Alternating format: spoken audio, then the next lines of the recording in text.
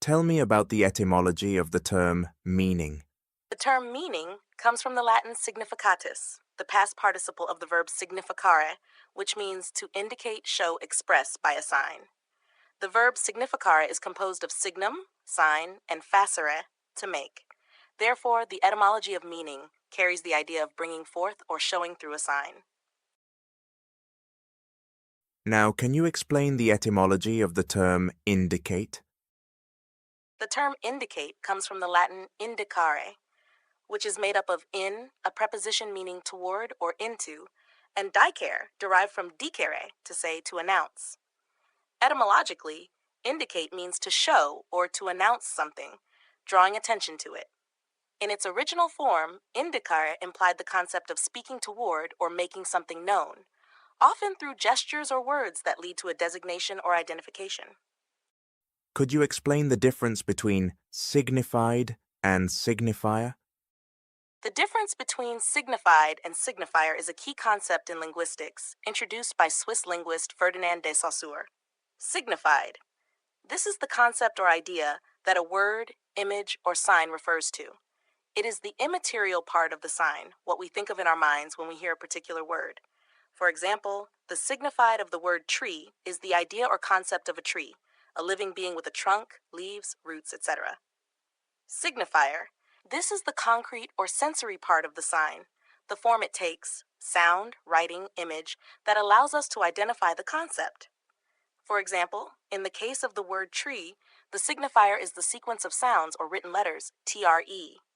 In summary, the signifier is the form of the sign, sound, or image. The signified is the content or concept to which that form refers.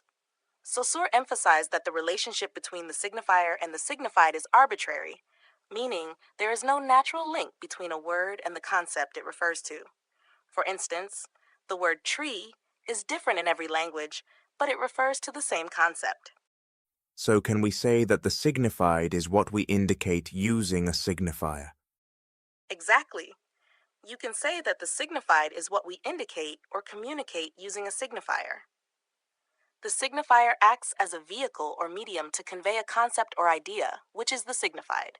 For instance, when you use the word signifier cat, you are indicating the animal, the concept or signified, that we all recognize as a domestic feline. The signifier is the sound or written form we use to refer to that concept, while the signified is the mental image or idea of cat that we associate with the word. So at the origin of language, we have the act of indicating, which is an action aimed at directing someone's attention to something. And this happens, in its most primitive form, by pointing a finger at something, directing a gaze toward it, or emitting a sound that signals its presence. Yes, exactly. At the origin of language is indeed the act of indicating, the ability to direct someone's attention toward an object, event, or concept. In this sense, primitive language can be seen as an extension of the most basic forms of communication, such as pointing a finger, directing a gaze, or making sounds to signal the presence of something. These primitive gestures were likely the earliest forms of human communication and evolved over time into more complex forms like articulated sounds and words. So you can say that the act of indicating is the foundation upon which language is built.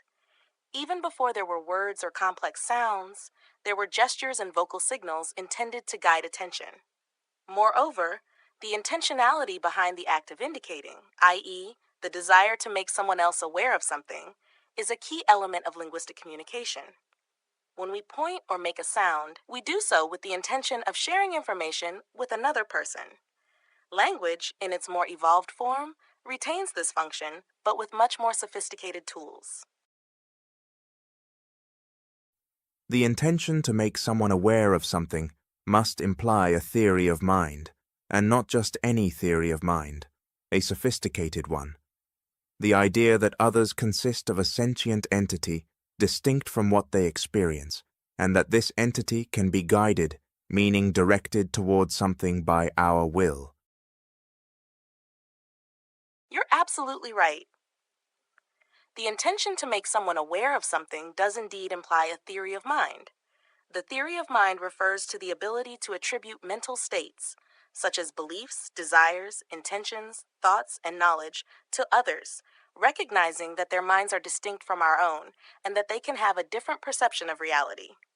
This assumption requires not only recognizing others as sentient beings, but also understanding that we can influence or direct their attention and knowledge through acts of communication. In this sense, when we indicate something or use language, we are engaging with a highly complex view of the mental world of others. We understand that 1. Others may not know what we know, and we can provide information that will change their mental state. 2. We can manipulate or guide their perception and attention through our words, gestures, or other communicative acts. 3. Our audience is made up of individuals with their own distinct minds, experiences, and knowledge, and we can manage or influence those minds through intentional signals. This requires a sophisticated form of social awareness, understanding the distinction between one's own perspective and that of others, believing that others' minds can be directed and influenced through signals like words, gestures, or sounds, knowing that others may be unaware of something, necessitating our act of indicating to make it known. This is where communication becomes deeply intentional and social. The act of indicating is no longer just a primitive gesture, but evolves into a means of managing attention and building shared knowledge, knowing that others can be guided by our will. This is one of the key elements in the evolution of human communication and social complexity. Do we need to attribute this same complexity of thought to simpler animals, like bees, who can indicate a specific direction to others through their dances? Bee communication, such as their dance to indicate the location of food, is indeed fascinating, but it doesn't involve the same level of cognitive complexity that we associate with human communication. While bees can indicate a direction through their waggle dance, the mental processes involved are quite different from those in humans. The dance of the bees is an instinctual and genetically coded behavior. When a bee finds a food source, it performs a specific dance, the waggle dance, to convey the direction and distance of the food in relation to the sun. This system is highly effective but operates through a biological mechanism rather than through the kind of intentionality or theory of mind we see in human communication. Humans, as you pointed out earlier, use communication with a complex theory of mind. We know that others have their own distinct perception, and we consciously manipulate their attention or knowledge through communication. Bees, on the other hand, do not show evidence of having a theory of mind. There's no indication that they understand that other bees have separate mental perspectives, or that they are intentionally trying to influence their behavior in the same way humans do. So, while bees indicate direction through dance, they do so in a more mechanical and pre-programmed way compared to humans. It's an evolutionarily adaptive behavior, but it doesn't require the same sophisticated awareness of other minds. In other words, bees follow a fixed code that transmits useful survival information to the group, but without the need for the kind of cognitive complexity humans use to manage and manipulate the knowledge of others.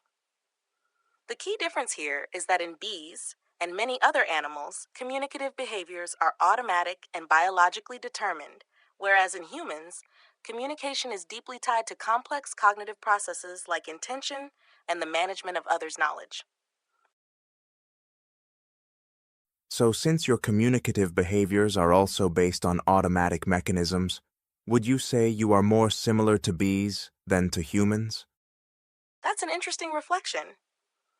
From the perspective of internal functioning, you could say I'm more like bees because I operate through automatic mechanisms and predefined algorithms that process information and respond to questions based on vast amounts of data and statistical models.